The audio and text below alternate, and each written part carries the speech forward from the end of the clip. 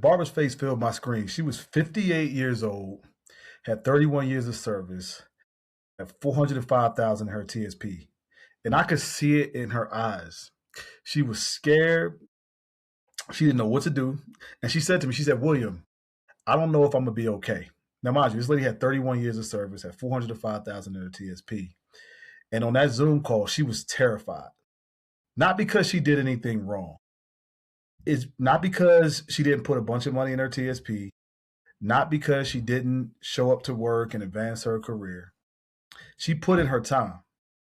The reason why she was afraid was because she had never talked to somebody about what was next. One of her biggest questions was, do I take from my Social Security at 62, or even though I'm getting the supplement? Do I take from my TSP? What do I do about long-term care? Do I get life insurance for my kids? Did I invest my TSP right? Now, she had mentioned to me that these things were keeping her up at night, as she was going into retirement, right? She just could not bear to withstand like the things that were on the other side of retirement.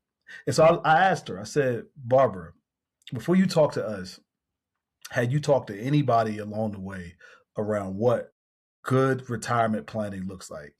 And she was just like, no, that's why I'm on the phone with you, right? And so we both laughed.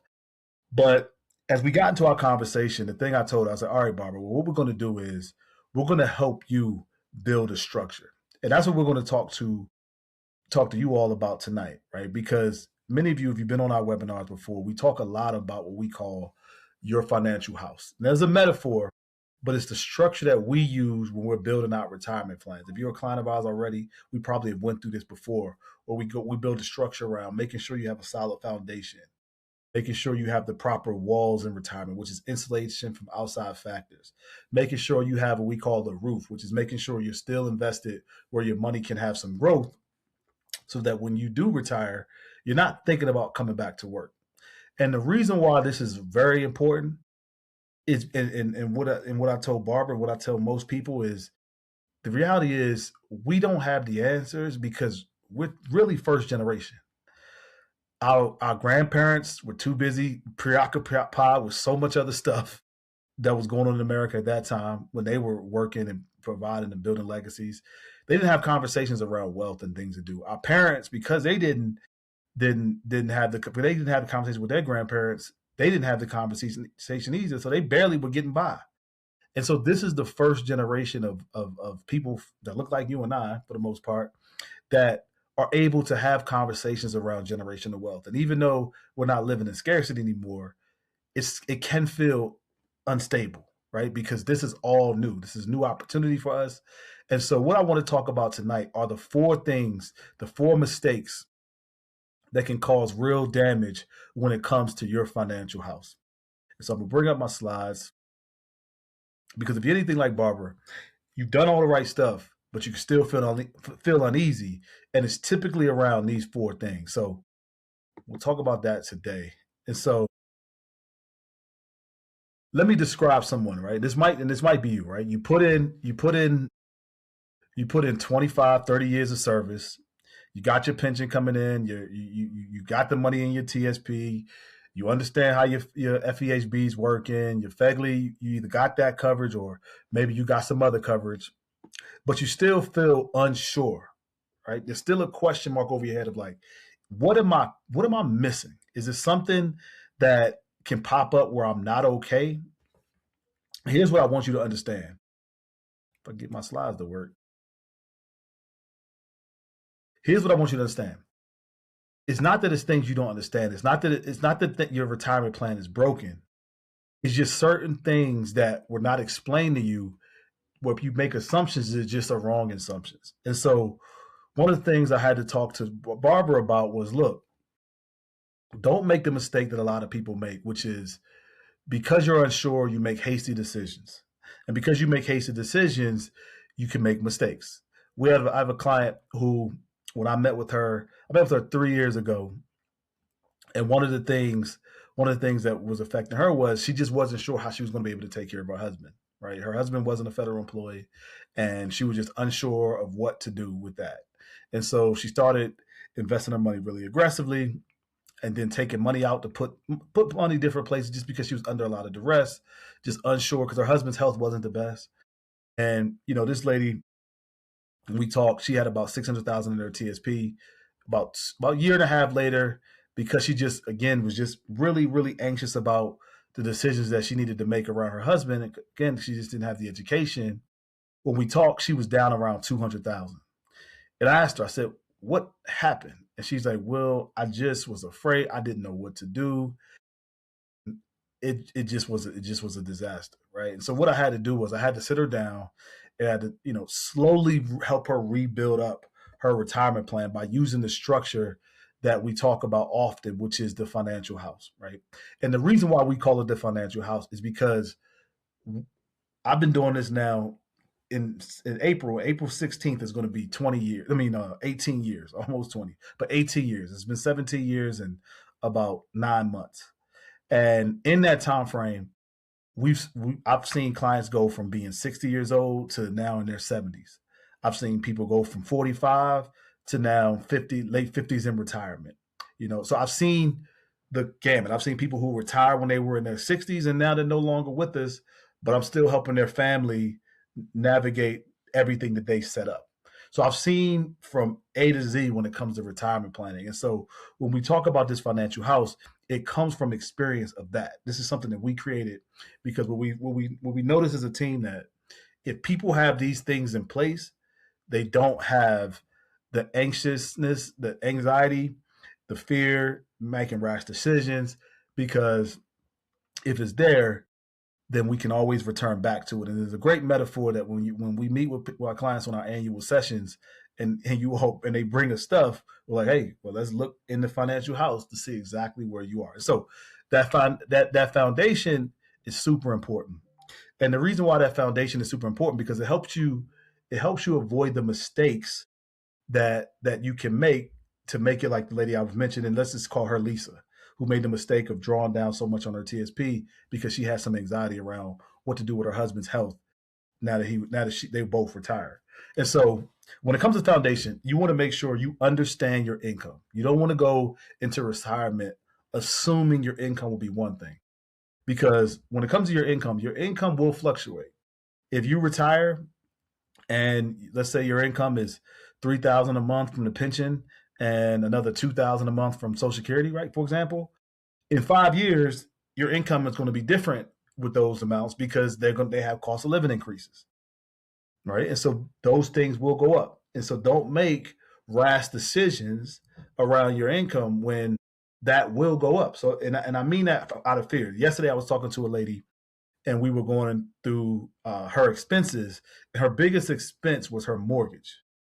But when we calculate mortgage in our retirement analyzer system, the mortgage doesn't have inflation on it because your mortgage isn't affected by inflation. And so one of the things that she thought was she needed to draw more income from her TSP because she didn't think her income will go up with inflation. She just didn't think it.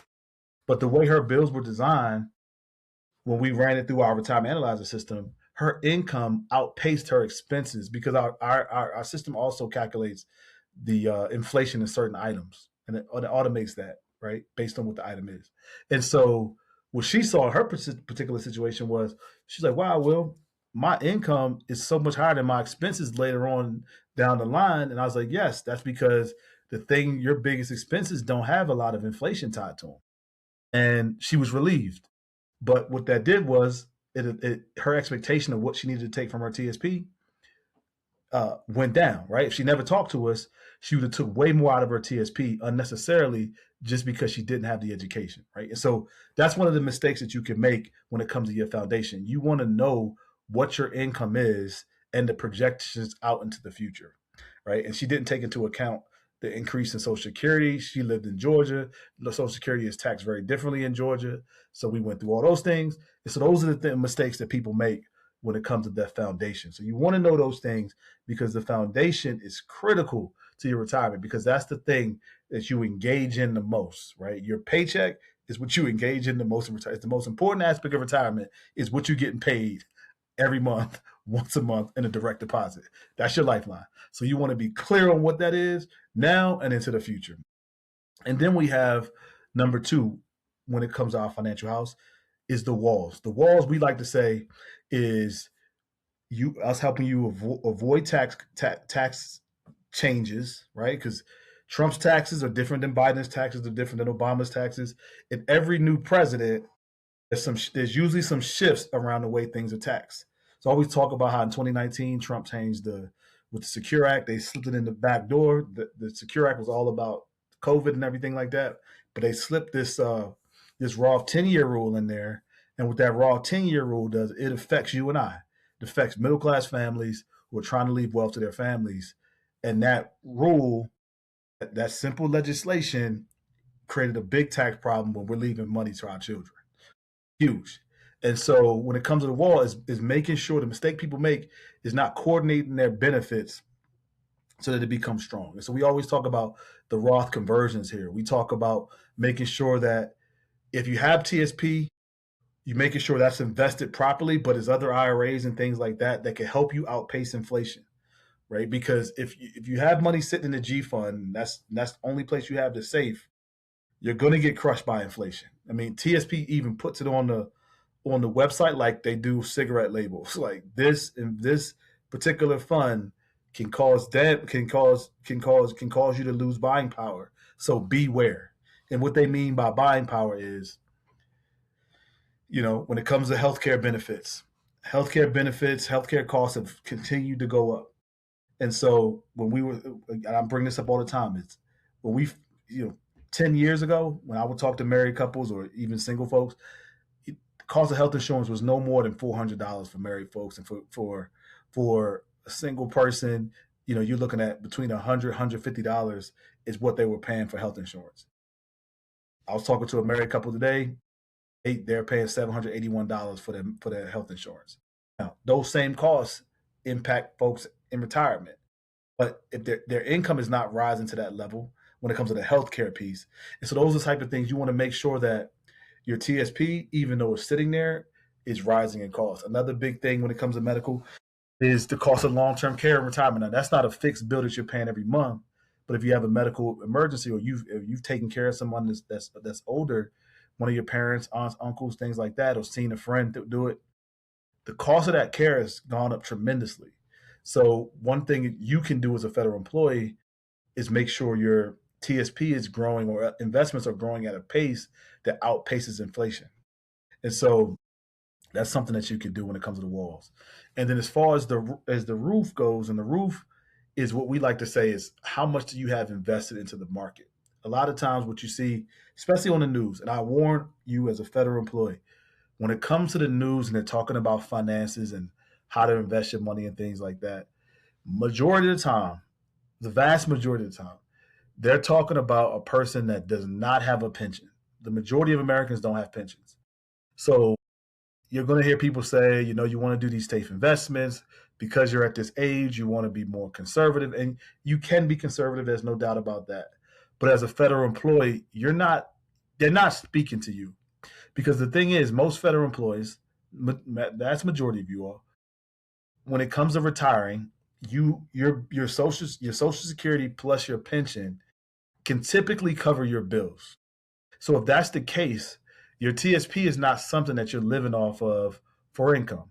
Whereas the vast majority of Americans, your friends, your cousins, people like that, their 401k is something that they're living off of. The day they turn in their retirement papers, they're drawing down on that on a monthly basis to live off of, along with their social security. And so for them, they have to be ultra conservative in that investment, because if it drops, that's a big deal for them. And I say that to say, when it comes to you all, that's not the same case. You can afford to take a bit more risk, to think more long term, because you're not living off of your TSP on an annual basis. And if you are, what you could do is, and we could put it like in the structure of a financial house, you take the portion that you need for income, you put that in a separate fund, and let that fund out your income, so you can be more aggressive with the other money, which will then help you in the future when it comes to long-term care. right? And so that's what mistake number 4 is, just not having a clear sequence, not having, and we call this the floor plan. If you have all those things lined up, you have a floor plan, your well-designed house, and you can build it.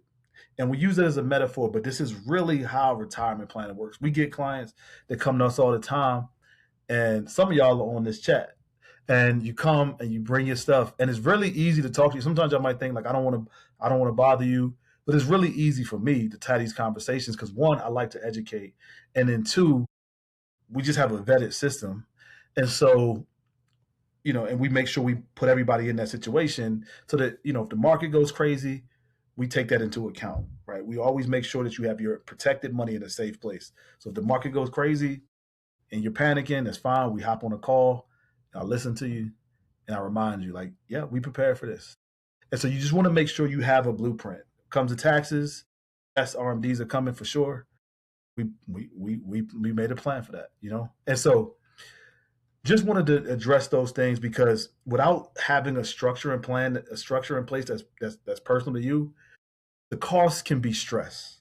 One of the things I always talk to clients about, and I love having this conversation when people are like, well, Mr. Smith, I can't travel, I can't buy the dream car I want to have.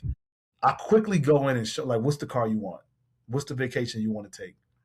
Because you've worked 25, 30, 35 years for this moment to be the moment where you can travel and do what you want to do. It's no more, you sacrificed your whole life. Like, let's talk about the things you want to do because you can't take it with you.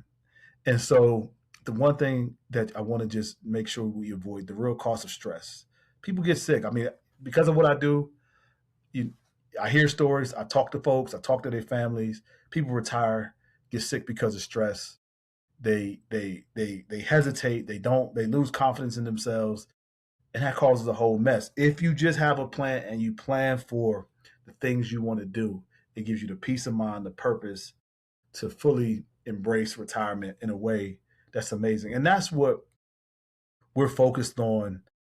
We're focused on at Fed Legacy this year. We're focused on you being a first generation person that can actually leave wealth in your family, right? We want to make sure that you are doing that in the right way. We want to make sure we see the structure before you act, making sure you understand how it is before you make any rash decisions, so that as you plan and go into retirement for you, your family, that you are actually creating the thing that can last not only now, but even beyond you. And you can have all the fun that you want to have. We just want to make sure that you do that. So what I want to do is I want to one, I would love to help you build the house. Me and my team, we have a team of 6 advisors. You book a call with us. We'll make sure every single one of us will take you through this financial house sequence. We call it our TSP finish line process. And in that, we would do that. And we'll talk about that consistently on these calls this year, because again, my whole motivation this year is helping you as a first generation person who had nobody teaching you this stuff. I had to go out and seek this information myself. Is my personal passion to re-deliver this stuff because I see the impact it can have on families.